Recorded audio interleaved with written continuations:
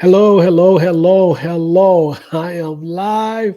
This is Willie Cartwright, Save to Sane, our bi-weekly, every other week meeting of the minds.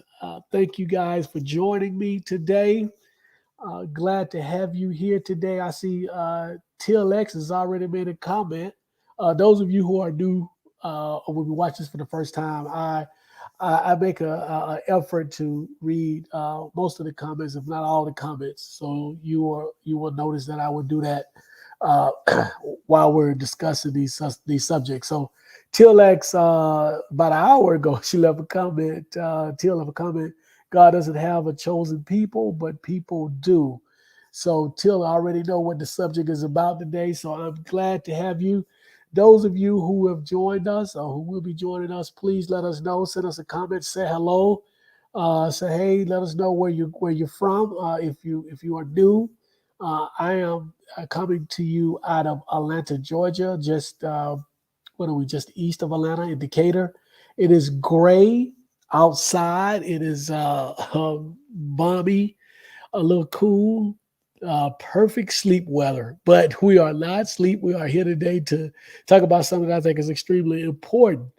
A couple of things before we get started. This would be a short version. We usually go about an hour. Today we'll go about 45 minutes. It's good news. I have another podcast. Someone has invited me to be a guest on their podcast at 7. So I will switch over from this one to theirs. Probably talk about some of the same stuff, but it's good. This is the third or fourth different podcasts I've been invited to appear on. So thank you guys for supporting this um, and making this getting the word out about me and about this podcast here. So absolutely great. We love it, love it, love it. So yeah, I'll be and I should have had the link to that one as well, but we'll be talking about some of the same things. So brother Maat, MA apostrophe AT, Brother Ma'at. And those of you who are familiar with Brother Ma'at, I will be on his show at 7 o'clock. We'll be discussing my book and some other things. So, yeah, good deal. I think we're actually going to talk about Kyrie as well on that one. So that's the news. That has been the news for the last few weeks. As I always do, let me begin by saying thank you to a couple of people, a couple of strong women who have uh, made this podcast possible. First, Taisha. I don't think Taisha is going to be with us today. I think that she had her baby the other day. I think I saw it. I sent her a message on Facebook, haven't got a response, so that lets me know that more than likely she did because she is tied up and busy. But we are wishing her and her significant other and their baby, the new baby, we're wishing them well.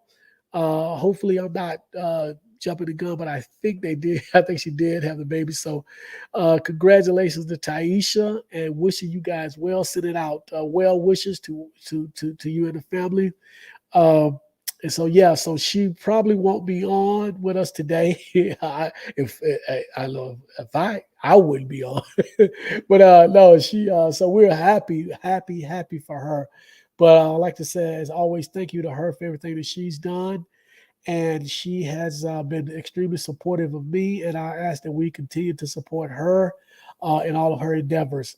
And secondly, I would like to say thank you to my lovely, supportive, and strong wife, Salima, for all the work that she has done behind the scenes, being 100% supportive of me and the things that I am doing. So we are good with that. Thank you so much, sweetheart. Love you, love you, love you.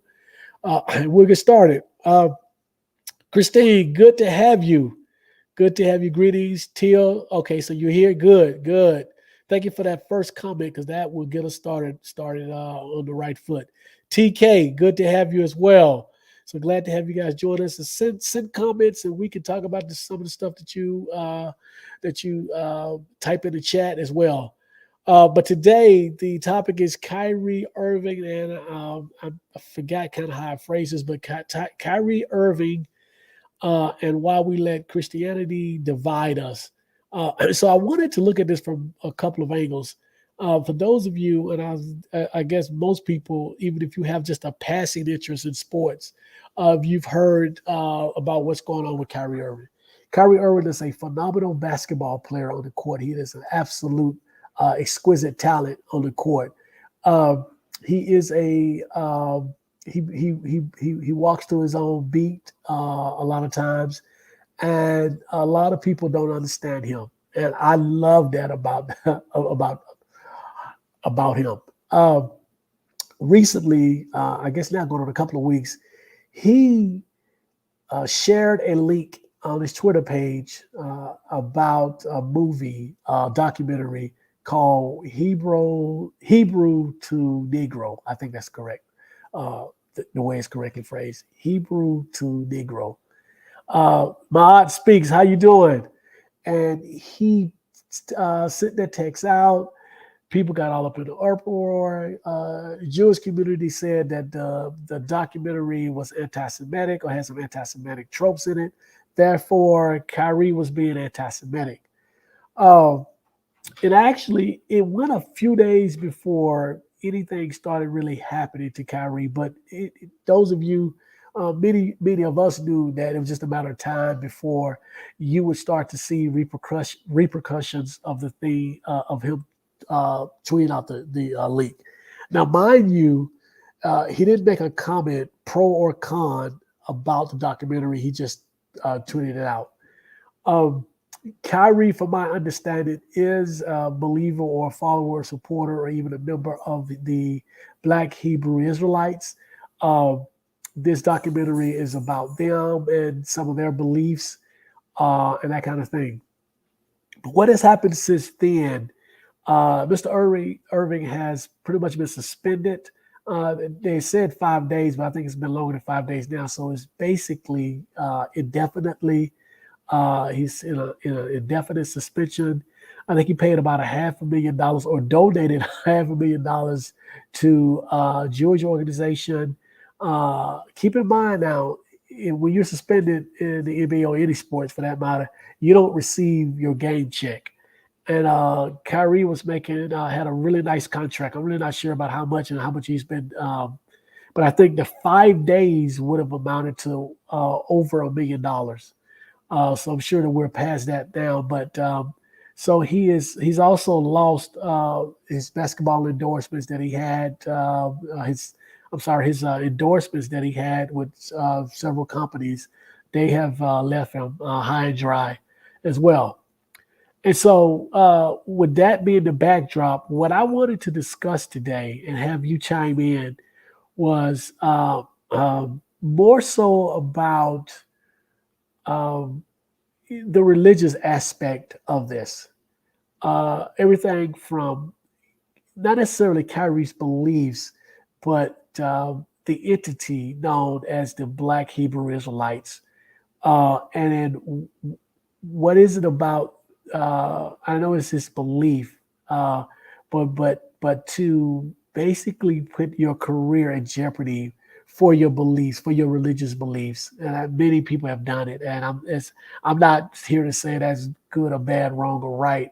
It's just something that we will be discussing, um, as well as it seems to me that a part of our community is enamored with the idea that we are somehow the original Jews or the chosen people, as TLX has said and others have said.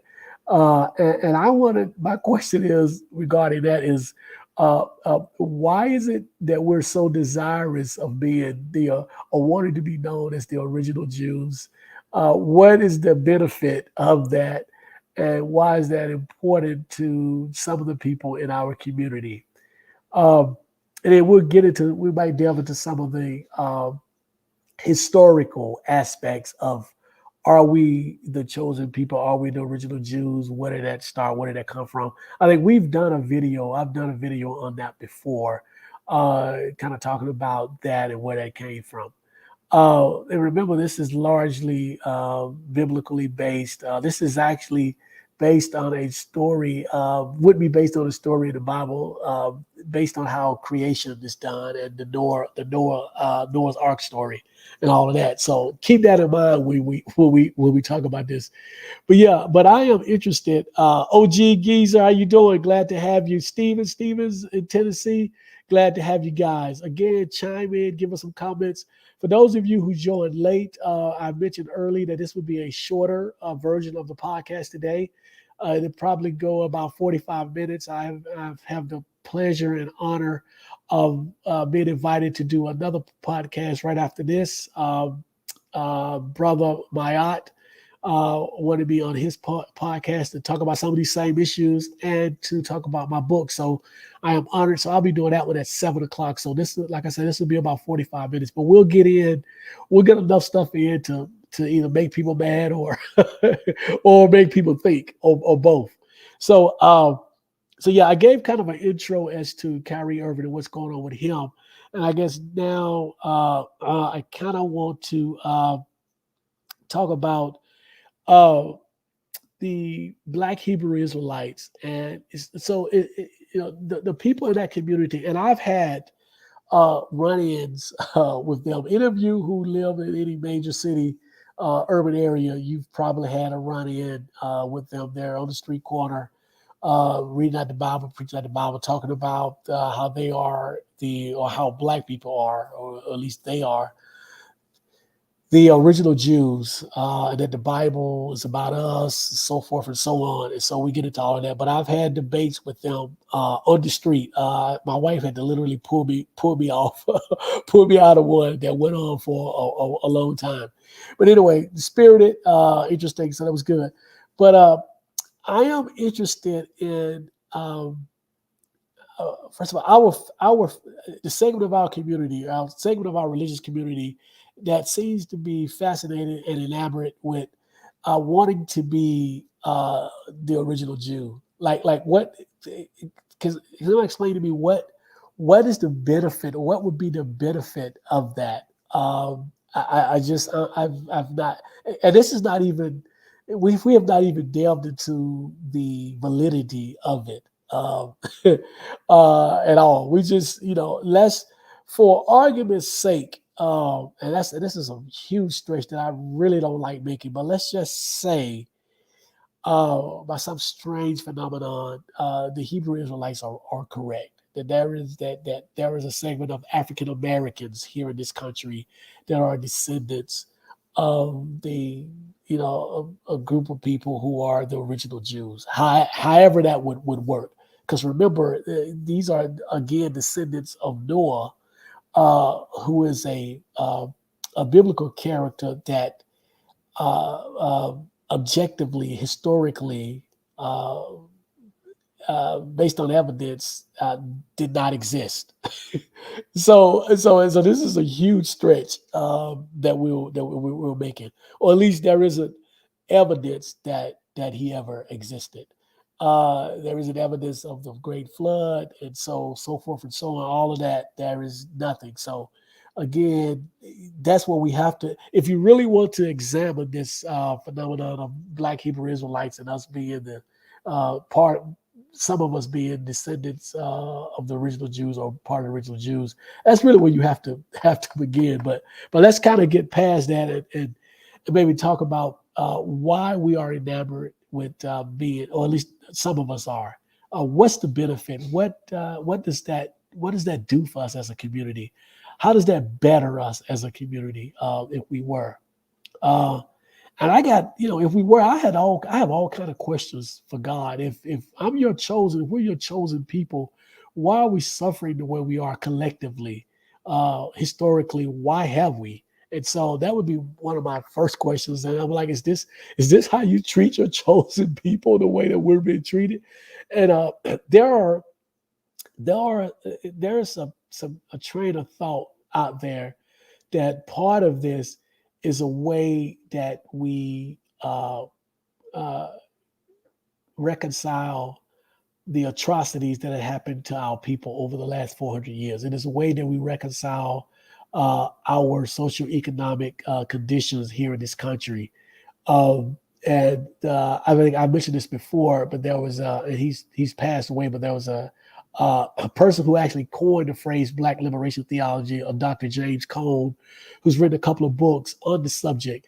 And in his books, he basically talk about us African Americans wanting to be or desirous of the struggle because it sort of unites us uh, with Jesus and his suffering. So the suffrage, we have a united suffrage. And I think that this desire to be original Jews is somehow connected to that. It's part of that. Whether it's directly conscious or subconscious, I think it is in an attempt. It is a coping mechanism, I think, for a lot of us, because it gives an excuse as to why we're in the position that we're in, and it makes it almost acceptable, and for many people, it makes it desirable that we are the original Jews, and therefore we must suffer. Again, that's a whole nother. Why must we suffer? So yeah, so that's part of it. Let's see what do we have some comments up to this point. Um, Someone said that's a mod speaks, so that's a good question. I think it's linked to our understanding of our history, but not wanting to relinquish our fear religion. That's a good point. So Sister Maya, Andre says, "Yo, how you doing, Andre?" And happy Thursday, family. This is from Amanda. How you doing, Amanda? Let's go back to Maya Speaks comments. This is a good question. I think it's linked to our understanding of our history, but not wanting to relinquish our religion. So yeah, again, I think like I just said, I think that kind of touches on it. It may be a way that we are dealing with uh, our history here in the United States as a collective people. It is a way that we, in our minds, some of us can again rationalize what has happened to us since we've been on these shores, and if we could some kind of way tie it to some kind of divine biblical meaning, then it makes it more palatable. It makes it more acceptable. And even to a point, it makes us, some of us, even desirous of that, of further that treatment. I mean, further oppression. I know that sounds crazy, but if you have the mindset that suffering somehow brings you closer to Jesus because of his suffering, and that is part of the Black liberation theology, then it is not a stretch that you would become desirous of suffering. And I'm generations prior to me, my mother's generation. I noticed that in a lot of church people that they really was comfortable. And expected to suffer, whether it be health, financially, whatever. And it was somehow it became a badge of honor. Somehow I believe that they believed that it gave them a better seat in heaven because they suffered. And I think we talked about this maybe on the last show that we did on the show before that. But we talked about how people looked at it as a badge of honor. So I think this whole our desire to be Jewish or to be descendants of Jewish, the original Jews or whatever. I think that that's part of it. Um, I've seen all kind of information that people from the Hebrew Israelite community will present to you or will present as evidence that we are. Um, Here's what I know. In short, there are there's genetic a slight genetic connection to people of that region being Judea, Jerusalem, that region, to some African groups, African tribes out of South Africa. Not sure how much genetic uh, connection there is, but I do know that there is some, and I cannot remember the name of the group, the South African group. And I think there may be another group, but it was not uh, Central or West Africa. Uh, Mike, leaving the whole Noah's Ark story and Noah aside, um, descending from Jewish people or Jewish, my main argument to them is going to be the vast majority of us here in America are descendants of Africans from West Africa and Central Africa. Um, Africa is a huge continent, and I'm not saying that there wasn't any Jewish type people. Hunray said Ethiopian Jews. Yeah, okay, yep. So I'm not saying that there were not any Jews from that region that were in West Africa, but until I see the genetic proof, the scientific and biological proof, then I'm just leery. But even with that, what is our what? How does it benefit us? How does it benefit us? Do we now make the jump that because some of us may be, then the Bible is really about us? And if that's the case, does that make the Bible correct and right? And by connection, does that make this God or Jesus real? So those are the questions that come up with me that I ask. Steven said, I've heard this mentioned in passing, but I never knew anyone who really cared all that much. Yeah, it's um, Stephen. It is a relatively small community, the Hebrew Israelites. I have a really good friend from high school. It's funny because we had a conversation a few years ago. He's actually a Hebrew Israelite, but he is not one of the, I guess, radical ones that stand on the street corner and preach to you. As a matter of fact, he told me that that's not how it's supposed to be done, and that they're wrong. The people that do that. Um, he's a guy respect. I mean, a lot of things change in 30 years, but from that standpoint, somebody I do respect. It doesn't mean that I embrace his faith or whatever. I don't embrace any faith, but I respect his opinion and I respect what he's saying about his faith. So yeah, but it is a relatively small group. Um, but I do even outside of the Black Hebrew Israelite community, I do hear others grabbing a hold of the "We are the original Jews." And these are not necessarily people who are part of the Hebrew Israelite community. These are people outside of the community. So it is within some other Christians per se. OG Giza say it's the Lima. Exact. That's who it is. It is the Limbi tribe out of South Africa. I couldn't remember the name of it, but yeah, absolutely. So yeah, and I've done research on that as well. So yeah, that's what I have heard and researched as well. So but again, um, so what would be the benefit? Why would someone like Kyrie be willing to throw away his career outside of the fact that if you really embrace a religion or a faith, that for some people they are willing to throw away a career or whatever to do that. But hold on, before I say that, let me back up for a second. Uh, I am not a fan of Kyrie. I respect his talents on the court immensely. I am not a fan of Kyrie. However, with that being said, and this is my personal opinion. This is just me. I think that Kyrie is being treated. I think he's been mistreated. Uh, I think this whole thing has got totally overblown. For those of you who hear this or might hear this later, this is not me supporting anti-Semitic language.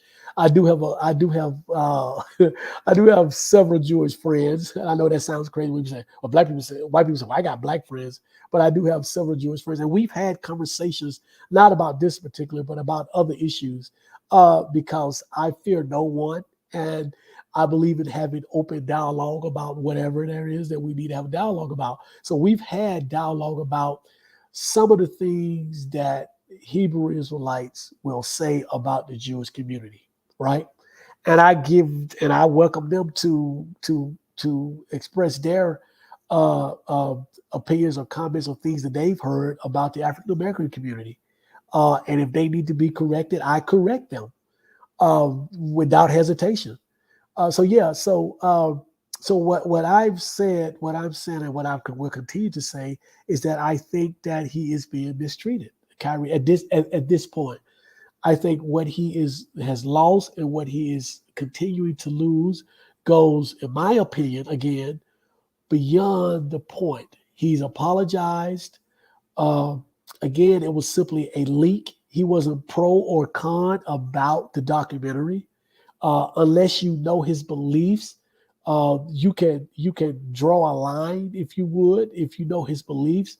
But if you did not, and I understand that there are things in the documentary that people will say are anti-Semitic, and that's fine. That people say that.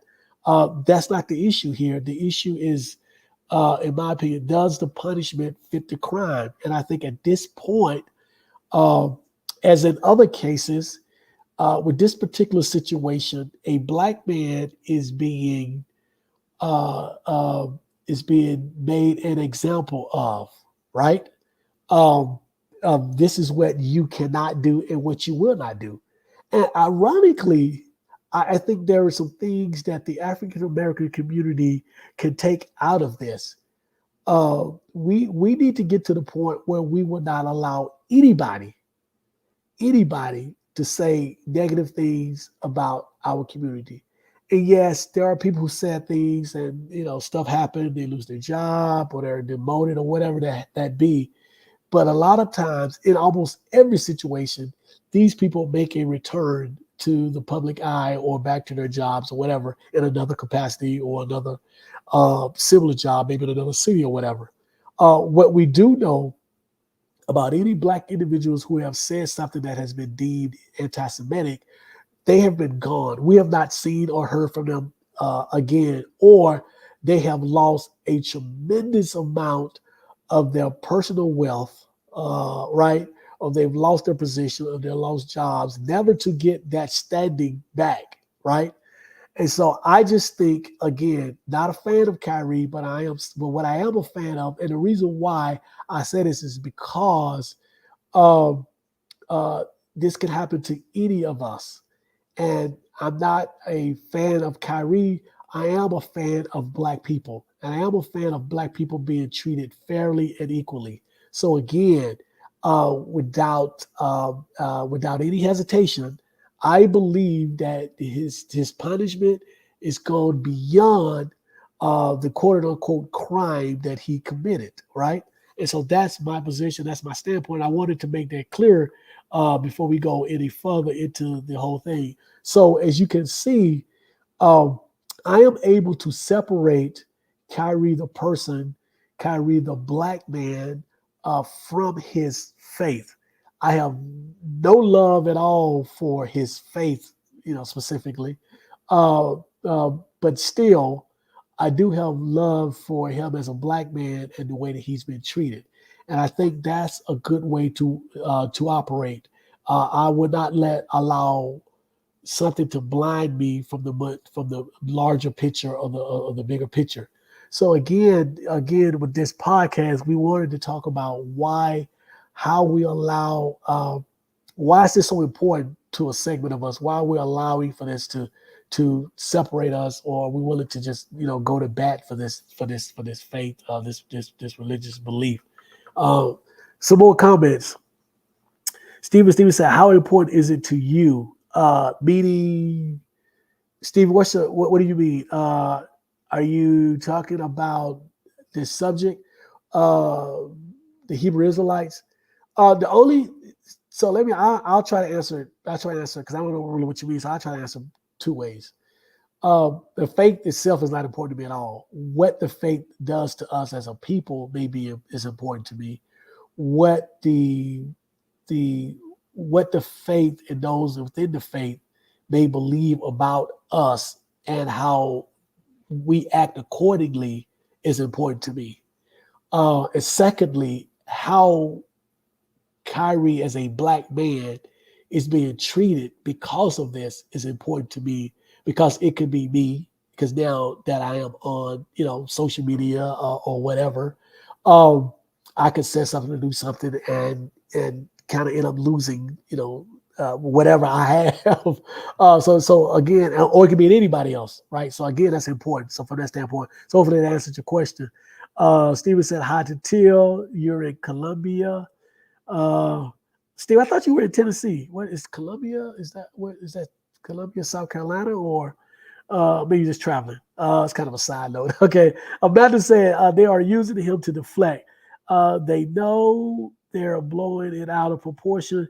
Keep your eyes and ears open. Amanda, I agree with you. I think that they are completely blowing it out of proportion. It is a deflection from something. I also think it's a way to use to make an example out of him for other celebrities to know where the line that they cannot cross. One of the things that I've said to friends who we've had this debate about African Americans, I said this. I said we can say, we being black people can pretty much say anything we want to about each other. We can say the N word and there are no repercussions. But we cannot do the same about them. And then a friend of mine came back and said, well, if they said something about us, then the same thing will happen to them. And I think it's relative, and I'm not sure how much pushback you'll get, and it depends on who they are, where they are, what's said. You can pretty much um, imply something that may or may not subjectively be construed as anti-Semitic, and uh, you would be dismissed. So that's, and again, what I say about that is that I would like to see that same treatment when it comes to us and things that are said about us by other people. Not that things don't happen to people that said things about us, but I want it to that extreme. I want it to that extreme. So fair is fair. That's how I'm looking at it. Let's see who else we got here. Columbia, Tennessee. Okay, thank you. Columbia, Tennessee. Okay, cool. Texas Goddess. Hi. What was the punishment? I may have missed it. Texas Goddess. Basically, he initially had to donate $500,000 to a Jewish organization. Then he was suspended for what started off as 5 days or 5 games. When you're suspended as an athlete, you lose your game check. I think the 5 days amounted to over $1 million, but he is still suspended and he basically indefinitely suspended. He's also lost his endorsement deals. I think he had one with Adidas and a couple of other companies. He's lost all of those endorsement deals as well. We're not sure when he's going to come back and play again, but every game he missed, that is a game check. That is salary that he has missed as well. Plus, he had to apologize. On top of that, Jewish organization gave him a list of things that he had to do in order. And I'm sorry, let me not say it may have been the NBA, but I'm sure if it was the NBA, it was the NBA in conjunction with Jewish organizations that said, this is what you must do, Kyrie, to get back on the court. Basically, this is what you must do to get back in our good graces, right? And so it was a list of things as well that he needed to accomplish or have accomplished before he could play basketball again, before he could get back to doing the thing that he needs to do to make a living for him and his family. So yeah, Steven says a little south of Nashville. Okay, cool. I know where Nashville is. So yeah, so that's where we are with that. So again, my question was, why is this an issue? I wanted to kind of piggyback off of what happened to Kyrie because I wanted to get into the whole Hebrew Israelite conversation and why are we willing to lose our livelihood for a faith or religion, whether it's being a Hebrew Israelite, whether it's being a Baptist, whether it's being Catholic, whether it's being Jehovah's Witness, whatever. Are we willing to do that and why? That was kind of a question that I threw out there. And then secondly, I mentioned, why is it important for whatever segment that is of us who believe that we are descendants of Jews or that we are part of the original Jews? Why is that important? And what difference does it make? Uh, why are we the chosen people? Based on how God, quote unquote, has treated his chosen people, or allow his chosen people to be treated if we are them. Then I got all kind of questions. I would have all kind of questions for God. Um, right. Secondly, this is kind of a logical way of that, because I'm kind of pragmatic, and so I look at things from a logical standpoint as well. If we are the chosen people, the original Jews, us being black people here in this country, and the people who the larger community refer to as Jews, um, why does it seem as if those people who, if they are not the real ones, they are pretenders? Why does it seem that they are socially, economically, collectively better off than we are as a collective?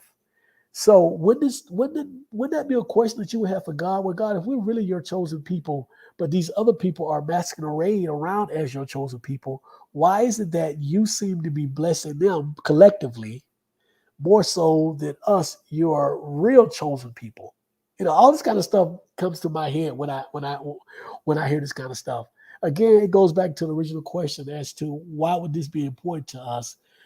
Should this be important to us? And should we let something like this separate us or cause us to lose out on whatever it is that we may lose out on, coming to the defense of of a religion, in case this religion? So we got about 10 more minutes, and we can open up. We got some questions or more comments, and I can read your questions or your comments on it. That I pretty much have said what I have to say about that. Where any comments or any questions, and I'll be happy to read those comments and those questions. Um, the last comment we had was Steven. Steven said he's a little south of Nashville. So I wish well for Kyrie. Kanye is kind of in the same boat too with what he did, but that's a whole nother podcast about Kanye that I'm really not don't really want to get into, because I want to keep the focus on what I keep the focus on.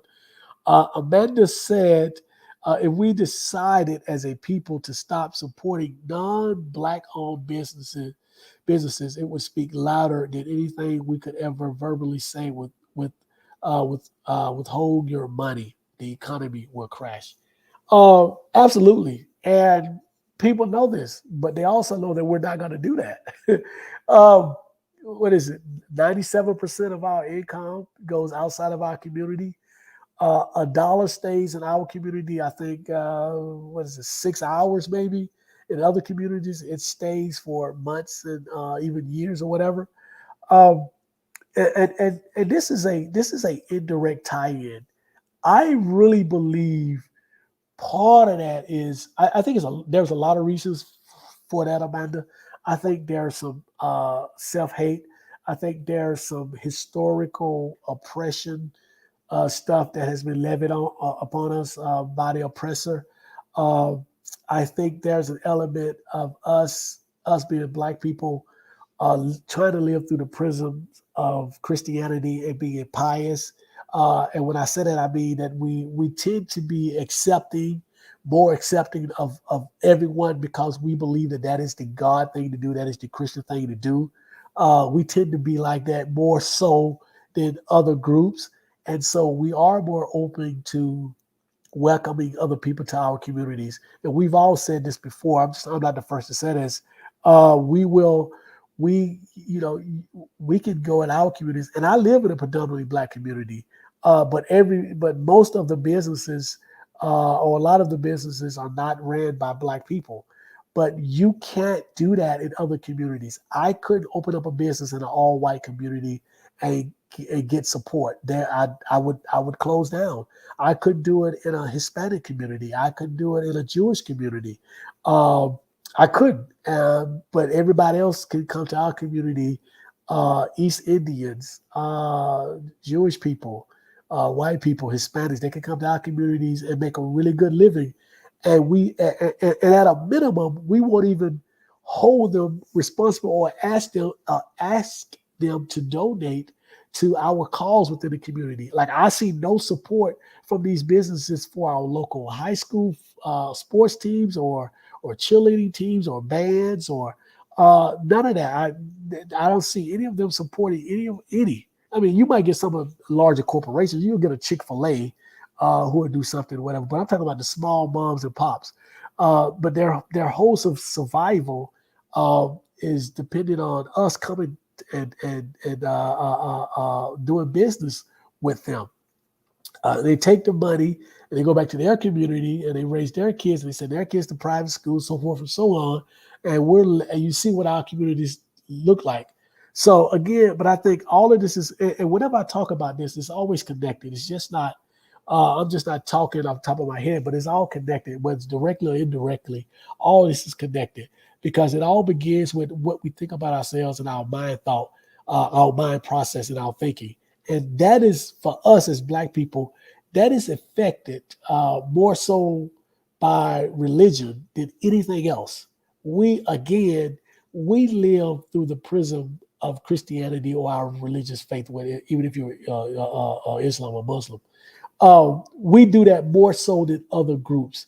So everything that we try to do or say, whatever, regardless of how, even ratchetness, either we filter it through Christianity, or we feel guilty, and on the back end we ask for forgiveness, or we give credit or praise to God when we benefit from these actions. That's just how we operate. OG Geezer said, I've traveled to China. They would not support Black business. Many of you know that my wife and I, we run a hair care product line. And we've been in the business. We've been extremely fortunate. We've been in the business for 15 years almost. But I remember when my wife first, and this is to OG Geezer's point, I remember when my wife first got started, we we got zero support from the Asian community because they pretty much was running everything and still do. Anything that's black hair care, black hair care, black hair care. That's my Dr. Umar impression. You know, he always repeats stuff over and over. But that's they run black hair care. And so when my wife was starting the business and getting started doing all the research, it was crazy, incredible how we got nothing from them, zero.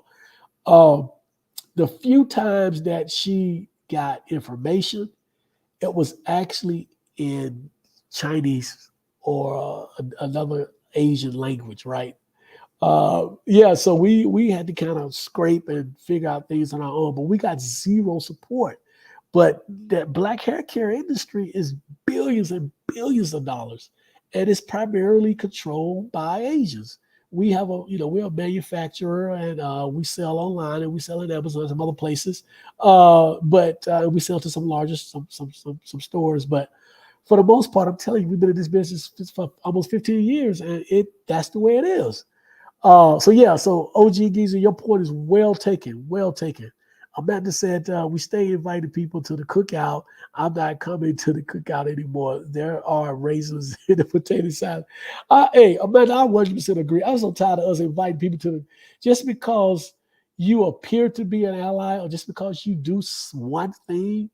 Um, and I am pro-black. I'm for my people, but I'm not anti anybody or anti anything. I understand though, in order for us to do well, we have to develop a different mindset. We have to have a mindset where our interests are first and foremost. Uh, and sometimes that means that you're my boy, but you can't come to the cookout because I don't know. Just because you did that's not enough for me. I got black people that I've been down with for years that I don't invite to the cookout. So Johnny come lately because you did something good. I'm not inviting you to the cookout. Just yet. Somebody else might, but not me. So I'm not, and like you, Amanda, I think I'm gonna stop going to these cookouts if we continue to invite people who we think are allies, and then find out later that they were just infiltrating. So yeah, so I get your point. I understand. I understand. Um, so again, to tie this up and kind of wrap this up, I got a minute left. Um, at the end of the day, for me, this is about supporting or being supportive of the black man that is Kyrie, not the basketball player, not the person that that did whatever he did or whatever on things he's done in the past. This is seeing the larger picture. This is seeing the bigger picture. This is understanding that this could happen to us. This is also understanding that we can get so caught up in a faith or religion that it can have negative consequences on us and our family and our generations to come. So those two together is why I wanted to do this show today, because I wanted to address and show support and say, listen, this is just not a Kyrie thing. This is a black man or black person, a black community thing that we need to keep our eyes open to be leery of. And secondly, it is let's think twice uh, about doing things that or supporting things or going to dying on a hill, a religious hill, if it's going to damage and hurt us. Let's think twice about that, especially something like this. So yeah. So I'll read these last two comments and then we will get out of here. Amanda said, like the Latino head drum major at oh God, how many times have we seen that? Good Morning America. Good Morning America came to HBCU and honored a Latino. Are you serious? Wow. And I attended and graduated from an HBCU, my beloved Alabama A&M University. We never got Good Morning America at our school.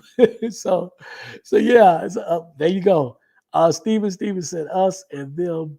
The division continues. I wish it could just be all of us. It's a human thing. Let me address that for Steven. I have friends who we have these discussions. I have a diverse group of friends. I mean, diverse in every way possible, and they will say the same thing. And not that I disagree, but here's my point.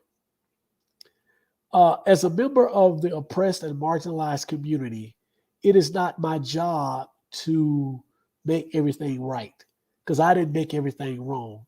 So I am me person. This is me personally, Stephen. I am not going to step out with the olive branch um, and meet anybody from the majority community, any other community for that matter. I'm not going to meet you halfway. If you have participated or your kind has participated in marginalizing or oppressing my kind, then it is your job, in my opinion, 100% to fix that.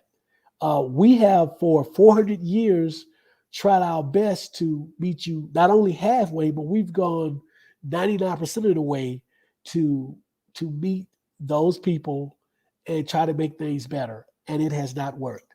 So I am not a we all should do better together, kumbaya type of guy. And that's not me. Um, my people have been oppressed and marginalized, and it is up to the group that oppressed us and marginalized us to fix it. I have said that to black people. I have said that to white people. I've said that to Hispanic people. I've said that to Asian. I've said it to anybody who will listen. I've said it to people who didn't want to listen. And I will continue to say that. It is not my job. I am not going to be kumbaya with people who have historically uh, not them individually, but who people have historically tried to annihilate my people. That's me. Now that might be radical or whatever, but that's just how I kind of see it. When they do what they can and what they must to make things better, then I am open arms. But until then, no sir. I will continue to look out for me and mine to make sure that we are all right. That's where I am on that. But I appreciate that. Um, Amanda, I was so hurt and disappointed. Yeah, I'm a NCCU Eagles. All right. Gotcha. Another HBCU. And somebody Amanda said exactly. So that is it, guys. I will what is this? The 10th, 17th? I think the next time that we're supposed to meet is going to be Thanksgiving. So we will not have the podcast that day. Uh, I usually spend Thanksgiving watching football and eating. And like I said last night to a group of people, The night before, I spent watching my wife cook, and that is a hard job. It is a hard job for me watching my wife do cook and everything to prepare. But no, I'll spend Thursdays watching football and eating. So that's what I do. So we will get together the Thursday after Thanksgiving, and then we'll look at what we're doing for the rest of the year because we're probably going to take a couple of weeks off toward the end of the year as well. But I look forward to seeing you guys. I guess in 3 weeks now, the week after Thanksgiving. Yeah, 270, 20. Yeah, so we'll do that. In the meantime, Stephen, thank you so much. I appreciate that. In the meantime, stay safe. Keep your eyes open. Watch what's going on around you. Always look at the bigger picture. And I am so thankful to have all of you guys here joining me. I appreciate everything. Talk about me to other people in a good way. Invite them to the podcast. Invite them to get my book. Pick up my book from Save to Sane. Can you guys see that? It is available on Amazon. You can reach out to me for a signed copy as well. You can even leave a chat in here, and I'll get the message if you want to get a signed copy. But do that. And I have about 10 minutes to get over to this other podcast that I'm doing at 7 o'clock. But thank you guys so much, so much, so much. OG Giza said makes me hungry. Oh, talking about Thanksgiving. Yeah, absolutely. All right, guys. I'll see you guys later. Thank you so much.